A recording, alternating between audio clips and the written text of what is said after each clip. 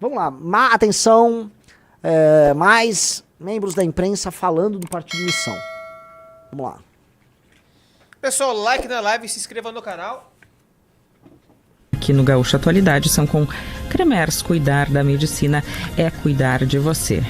Bom, Rosane, não falamos da notícia que a gente aguardava há muito tempo, Rosane. Mais um partido político para o Brasil. Tava fazendo falta, né? Tava fazendo disso falta. Que a gente precisa. Agora tudo se resolve. 30 partidos políticos para dividirem as suas verbas. Que coisa boa, Rosane. Pois é. Olha... Gente, isso é uma ironia. Às vezes a gente precisa explicar. Pessoal, isso é uma ironia. Agora vem aí o partido Missão.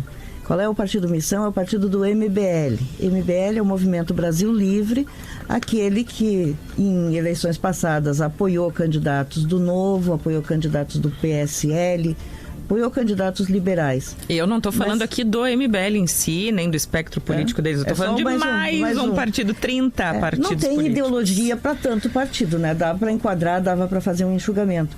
O enxugamento quem faz é o eleitor, na verdade, né? Tem partidos desses, eu publiquei hoje a lista dos 29 já autorizados, e vários deles não têm um representante, nunca conseguiram ter um deputado estadual, um deputado federal, estão ali. Menos mal que esses que não têm representação também vão perdendo ao longo do tempo, né, foram perdendo a possibilidade de ocupar espaços, já que não tem representação, não tem sentido que tenham verba pública, não tem sentido que tenham representatividade. Mas sempre é para atrapalhar mesmo essa quantidade de partidos, já que não tem ideologia diferente para tantos. Se a gente enxugasse bem, aí olha, meia dúzia estava de bom tamanho já. Pausa, né? Assim, é uma leitura tão... Essas pessoas trabalham com análise política, me assusta que elas só ficam reproduzindo platitudes que elas ouviram de alguém. Não tem reflexão na fala dela. Acho que é Rosiane alguma coisa o nome dela, né? Qual a reflexão que você está fazendo, Rosiane? Rosiane, eu concordo que os partidos não têm uma ideologia no geral. Portanto, não tem partidos. Você tem legendas. Portanto, não há partidos, há legendas. Outra coisa, um enxugamento que você está dizendo já está acontecendo. Já está acontecendo. É a cláusula de barreira e essas fusões e incorporações de partidos e as federações. E o que você está criando é grandes oligarcas. E adivinha quais são os partidos que estão vencendo nesse jogo? Adivinha?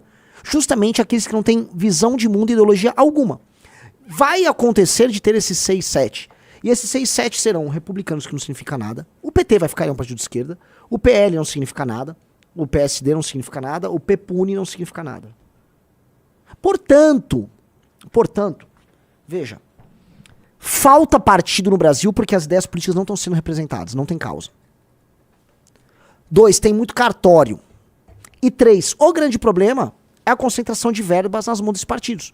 Porque se você tivesse uma abertura maior, uma possibilidade maior de criação de partido, e ao mesmo tempo você não concentrasse os recursos nessa lógica estúpida de fundo e fundão, aí as coisas se organizariam de uma maneira diferente, você teria um novo sistema de incentivos dentro da lógica da própria política. Portanto, você está falando besteira e está repetindo uma platitude que quem dizia era Aécio Neves, Rodrigo Maia e alguns caras do próprio Centrão. É isso só. Não tem nada de inteligente. Não tem nada, mais um partido. Não, você desculpa. São poucos partidos que tem e muitas legendas têm. Que bom que agora temos um partido. Dá pra contar nos dedos quantos partidos a gente tem. E é completo. E outra coisa, se quiséssemos, portanto, não ter visão de mundo alguma, a gente se adequaria em algum outro. Nenhum partido tem a nossa visão de mundo. Absolutamente nenhum. E ela é relevante. Dentro do debate público, o partido Missão, ele vai representar a nossa visão de mundo, que é muito presente. Pode não ser a majoritária, mas é uma das 5 visões de mundo mais importantes do Brasil hoje. Se for pegar dinâmica, participação no debate público em redes sociais e tal, a nossa perspectiva é uma perspectiva muito importante. A do PP não é, que não existe. A do União não é, porque não existe. A do Republicanos não é, porque não existe. A do PSD não é, porque não existe. Essa distorção que tem que corrigir. Então, assim, você trabalha com isso há anos, minha senhora. Estuda! Reflita! O próximo sinal vai marcar 8h30 da manhã. Vai mudar alguma coisa na vida aí em Brasília, Chu? Muda pouco, Andressa, e a gente precisa pontuar que tem algo muito relevante que afeta o futuro dos partidos, que é a cláusula de barreira, né? Em 2022, 12 dos 28 partidos e federações alcançaram essa cláusula de desempenho, que estabelece percentuais mínimos de votação para que os partidos tenham direito a receber o fundo partidário, utilizar o tempo de propaganda gratuita de rádio e TV, né? Enfim, isso é fundamental para o financiamento dos partidos. Então, né, Rosane, embora uma nova sigla esteja sendo criada, é muito possível que, a não ser que ela seja um fenômeno de votação, que ela só se sustente se unindo ali na frente com outra sigla. Esta é uma discussão muito forte agora, inclusive, para 2026. Isso é muito bom que ele tá falando. Que é a ideia de, tipo assim, a gente entrou e vamos ficar desesperados e a gente vai fazer uma federação com alguém. Nós não vamos. O MBL e a Missão se bancam com dinheiro privado. Muito bem, obrigado. Então estudem antes de tratar de um tema. Estudem, cacete! Como é que pode uma parada dessas? Você sabe o objeto que está estudando? Pô, é um grupo, tem a relevância, tem liderança ao redor do Brasil, tem uma das 3 maiores militâncias do Brasil hoje. Pô, deixa eu entender que grupo é esse, deixa eu entender o objeto que eu tô falando. Ah, não, ele ficou lendo ali. Não, porque aí você tem com a cláusula de barreira. Quem disse? Nós não vamos fazer isso. Nós não vamos nos federar com ninguém. Nós não vamos nos juntar com ninguém. Não tem nenhum sentido, isso não vai acontecer. Como o PSDB, até partidos grandes, como o MDB, né, o Podemos, que tem um grande número de parlamentares, analisam federações para ficarem mais fortes e garantir uma bancada forte, garantir que vão ultrapassar a cláusula de barreira em 2026. Então, enfim, é uma tentativa de reduzir um pouco, pelo menos, o uso de dinheiro público. Ele acha que a cláusula de barreira é bom. A cláusula de barreira é uma desgraça. A cláusula de barreira e essa lógica, ela está fundindo e criando mega partidos com nenhum sentido. Alguém me explica para que serve a Federação PP e União Brasil, o PEPUNI? Alguém me explica qual é a visão de mundo desses caras? Porque essa concentração está gerando esse oligopólio partidário. E sabe o que esses caras fazem? Lobby, que é só isso que esses caras fazem. Lobby. É um monte de dirigente corrupto fazendo lobby. Todo mundo sabe que é isso. Não, mas que bom que tem a cláusula de barreira. Você nem sabe o que você tá falando, você não sabe nada da porra da política. Se você é uma droga de um jornalista que está fazendo uma droga de uma análise, estude a matéria. Entenda os problemas. É até contraditório o que vocês estão falando entre si. A Rosane, não, porque os partidos não têm sido... Jura! E parece que a cláusula de barreira está aumentando esse problema. Parece que não é esse o caminho. Vamos lá. A uma quantidade tão grande de partidos. Eu via ontem na internet muitas pessoas perguntando qual a diferença, qual será, Rosane, em relação ao novo. Ideologicamente falando, não vejo nenhuma. Porque, não vejo nenhum, porque a senhora não conhece. A Rosane e a outra moça aí, vocês não conhecem nada do que a gente tá falando.